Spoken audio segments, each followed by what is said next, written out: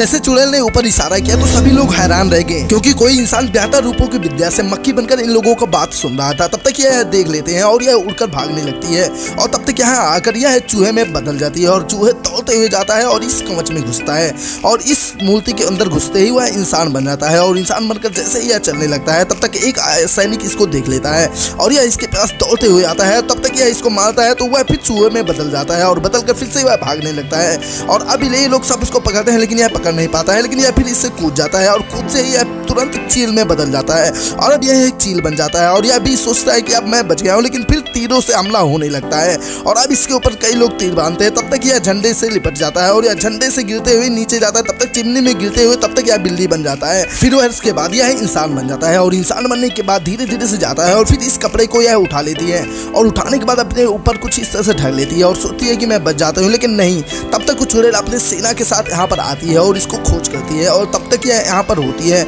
और अब यह हिरन का रूप धारण कर लेती है और तब तक यह गेट बंद होता है, तब तक वह निकल जाती है और फिर उसके बाद आकर अपने दोस्तों से कहती है कि वह कोई आम चुड़ैल नहीं बल्कि हजारों साल से तपस्या कर रही एक भयानक चुड़ैल है। और फिर यह एक खंडहर का रास्ता देखती है और यह इस मैप के जरिए इनको बताती है कि कैसे कैसे उसके महल में घुसना है और कैसे कैसे क्या करना है। और आगे के बाद बताने के बाद फिर ये लोग इस गुफा में कूद जाते हैं और ऐसे ऐसे सभी लोग इस गुफा में उतर जाते हैं और उतरने के बाद ये लोग आगे बढ़ते हैं और आगे बढ़ते हैं। जैसे थोड़ा आगे जाते हैं तो देखते हैं यह सबसे खतरनाक होता है और यहाँ अजीबो गरीब जीव होते हैं जो कि एक एक कदम पर मौत होती है और इनकी थोड़ी सी गलती इनकी मौत का कारण बन सकती है।